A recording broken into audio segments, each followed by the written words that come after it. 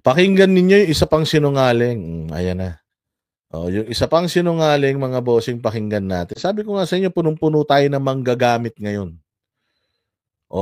Noon, itong si Erwin Tulfo, sabi ko nga sa inyo, nagna-number 1 ito eh. Alam niyo kung bakit nagna-number 1 ito sa survey? Kasi ano ito, branded as Duterte ito eh. The reason why nagna-number 1 ito, kasi alam ng mga taong bayan that Duterte itong mamang ito eh. Pero it turned out hindi. Mali. Sinungaling. Noon, anti-corruption sila, pero ngayon, kita mo kung anong mga lumalabas sa bibig nila. Ito, pakinggan ninyo. Ako, sabi ko nga sa inyo, Ben Tulfo, I don't have problems with Ben Tulfo. Kasi hindi trapo si Ben Tulfo eh. At least now, hindi pa siya trapo. Ito si Erwin Tulfo, hindi pa ngayon lang umupo. Puta, naging trapo kagad, naging basura kagad eh. 'Di ba? Si Raffy Tulfo naman, ang problema ko sa kanya, okay naman siya eh. Ang problema ko sa kanya, ang dami niyang sinimulan sa Senado nang hindi niya tinapos. Tapos malaman-laman mo, balak palang gamitin ng administrasyon para panlaban nila kay VP Sara sa 2028 pag nagkaroon ng presidential election. I have nothing against the Tulfos. It's just that sa ngayon hindi ko na nagugustuhan yung political leanings nila. Kung dati para sila sa mamamayang Pilipino, ngayon puta kakampi na sila ng mga kuratong baliling. Clear na ba ang citizenship ni Erwin? Hindi ako sure.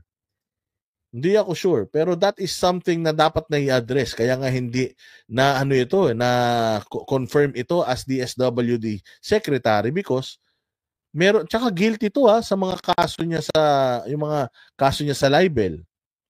Tapos ayan pa yung citizenship niya. Ano pa yun? Questionable pa yun. Pakinggan ninyo kung ano na si Erwin Tulfo ngayon.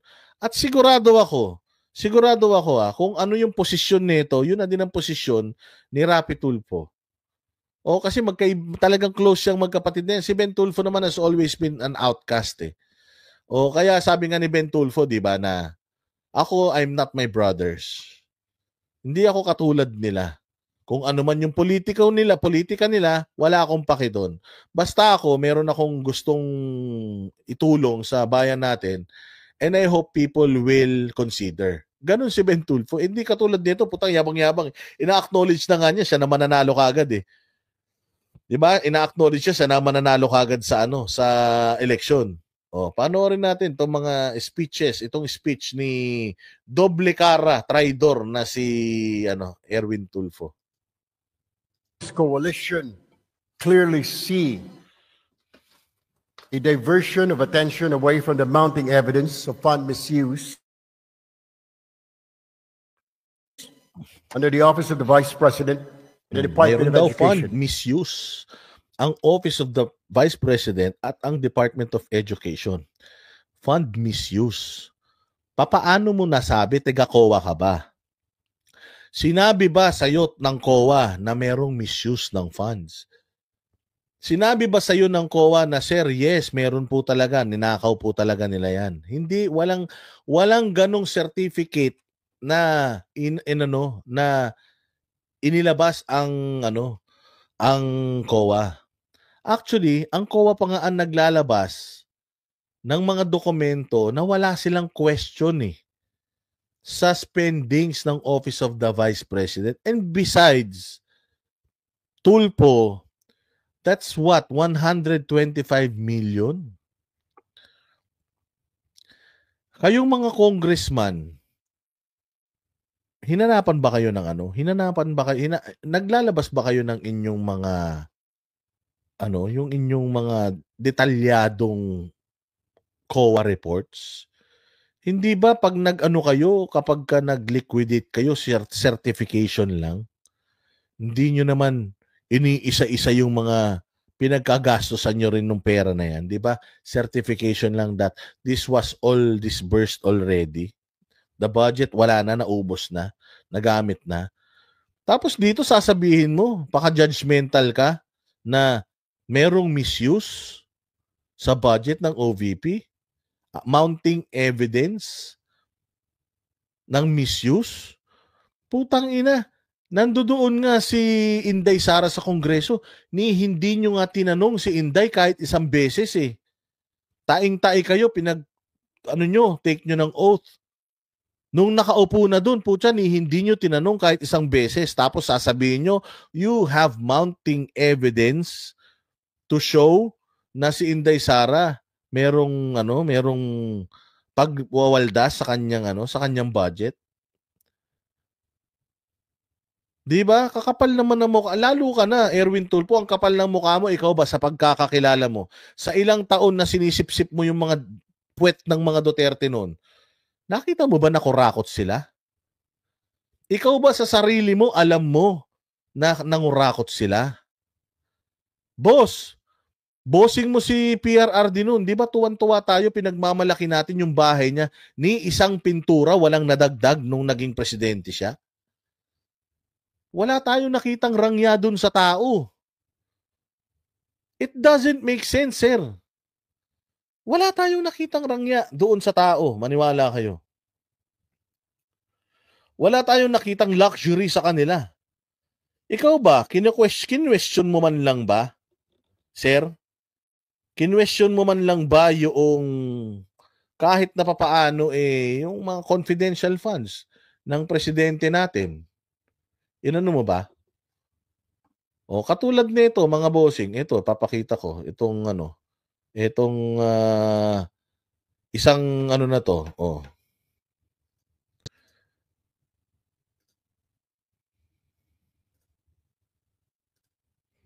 Oh, ayan, papakita ko lang. Erwin Tulfo.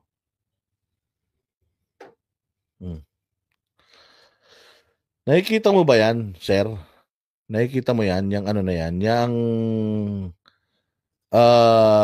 nasa screen natin ngayon. 125 million na confidential funds ni Inday Sara. Tingnan mo, kanino pa galing yan? Galing pa yan kay Bongbong.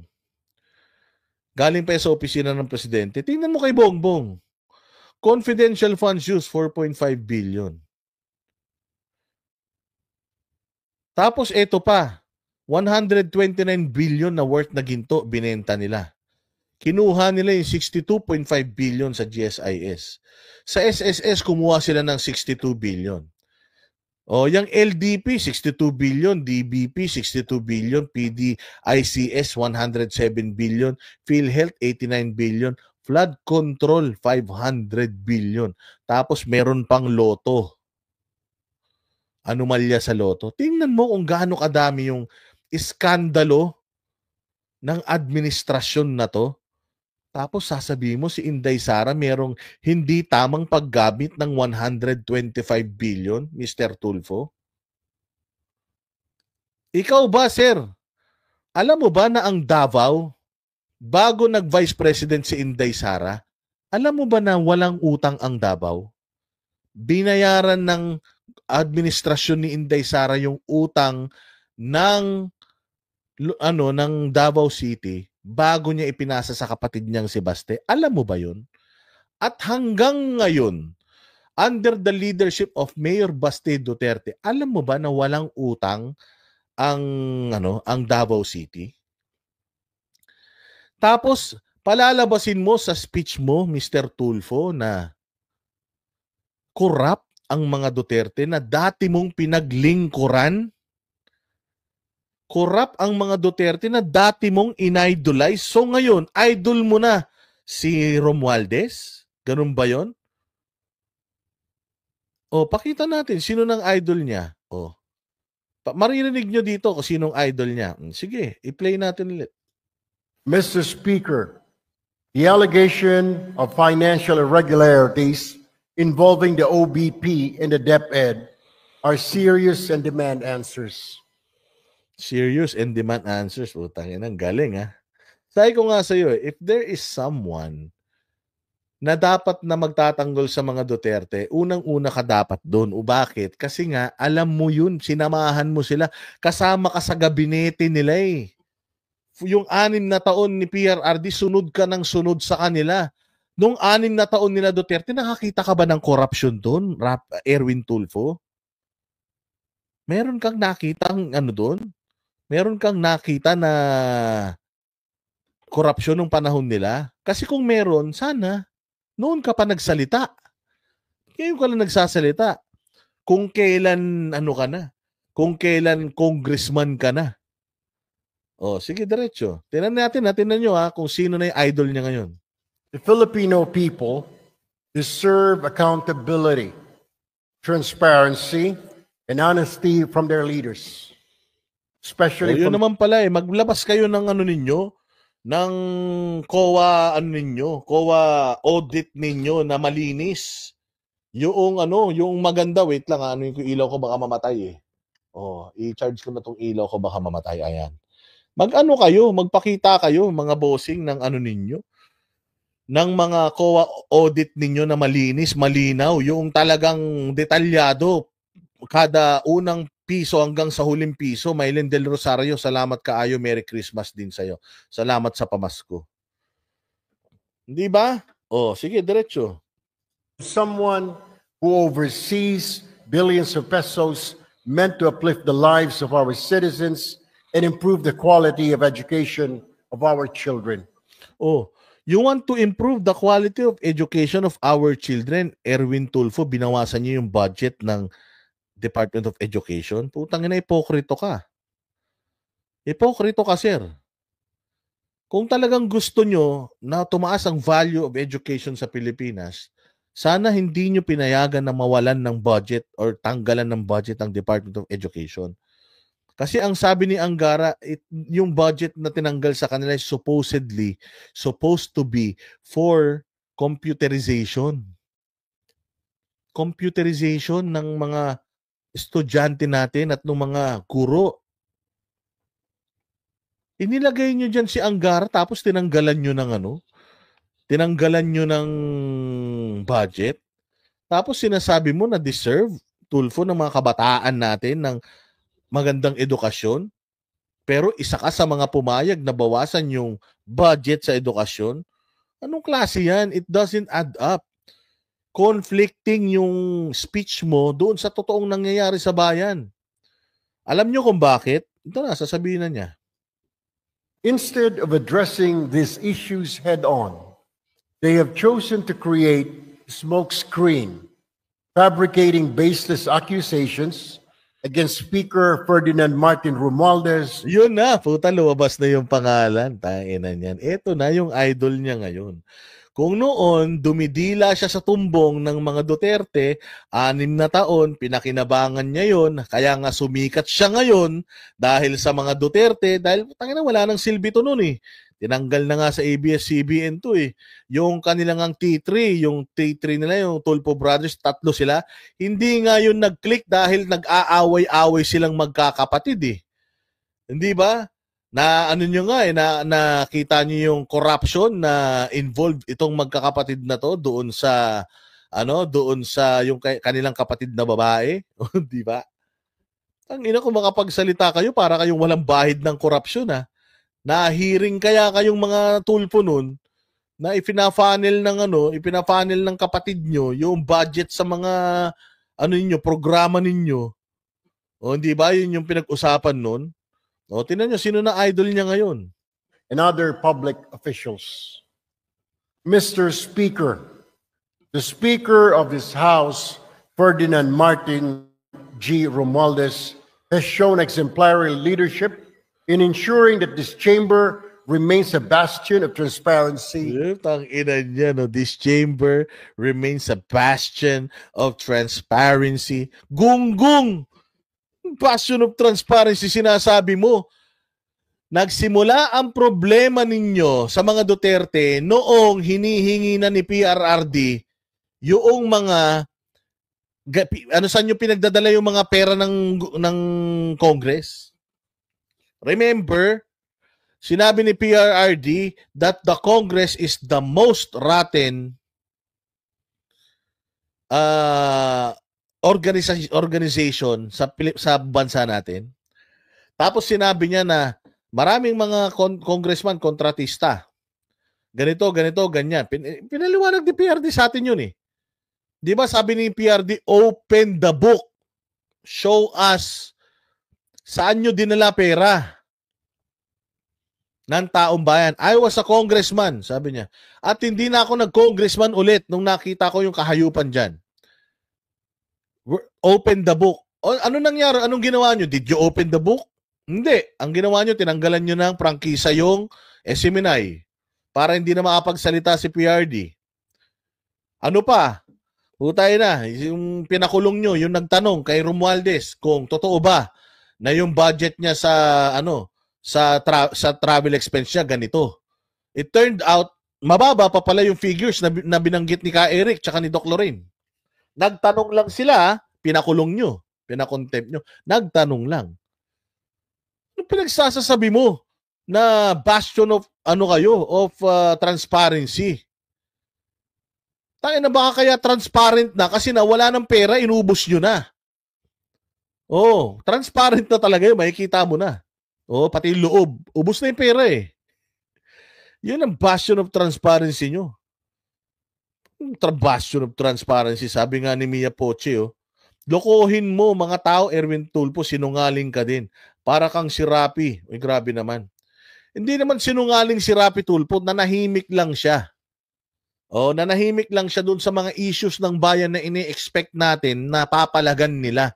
Kasi galit sila sa mga umaabuso, umaapi sa mga tao eh. Mantakin mo, smuggling, PCSO, yung araw-araw may nananalo. Binuksan niya lahat yan eh. Asan na? Walay na. Yun lang naman ang problema natin dyan kay Rapi. Ngayon to si Erwin, tinan mo. Umpisa pa lang, hindi pa man senador, nagpapakita na balasubas. Hindi pa man senador nagpapakita na ng dishonesty and disloyalty sa bayan. Ang taong sinungaling, sabi nga kapatid yan ng magnanakaw.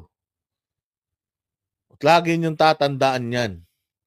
Kaya ito, sige, ituloy pa natin ang kanyang paghimod sa tumbong ni Romualdez. And accountability. He has no time for petty political games. His focus is on serving the Filipino people. Wow, yun daw ang focus ni Martin Romualdez. Tangina, serving the Filipino people? Serving the Filipino. Bakit? Okay ng ina niyan. Presidente ba yan? Bakit siya magsiserve sa Filipino people? Di ba dapat nagsiserve siya sa distrito niya? Diyan sa Leyte? Tingnan mo nga kung ano itsura ng distrito niya. Erwin Tulfo, kung gumanda ba under nung leadership niya, gusto niyang ayusin, magsilbi sa buong Pilipinas. Yun nga ang Leyte, bulok-bulok. Mr. Speaker, the Filipino people deserve the truth. They deserve leaders who prioritize service over self-preservation. This House, under the Speaker's leadership, remains committed to ensuring that no one is above the law. Yes. And that Nangina, lakas no one is above the law. Sabi ko nga sa inyo, ito ang nagagawa ng pagsama-sama niya kay Romualdez at binibilang-bilang nila yung mga itlog sa palengke. Eto na yon. So dito pa lang makikita mo na talaga itong Erwin Tulfo na ito. Putang ina, hindi pa man tumatagal sa politika, nabulok na. Nabulok na. Sobrang higop nito. Sabi ko nga sa inyo, putang ina, mahihiya ang malabanan dito eh. Erwin Tulfo, mahihiya ang malabanan, siphoning services sa'yo sa sobrang tindi ng higop mo. Public funds are used properly and responsibly. That is all. Thank you, Mr. Speaker. Ang ina, di ba? Pucha. Ang tanong mga bossing, ang tanong. Magkano kaya ang halaga ng speech na yan? Taragis talaga naman. Sabi ko nga, ibang klase. Ibang klase, mga bossing. Itong mga balitang ito talaga naman. At syempre, katulad nga ng mga na medyo talagang full blast sila ngayon eh. Full blast sila ngayon sa pagsira sa mga Duterte. Bakit? Full blast sila.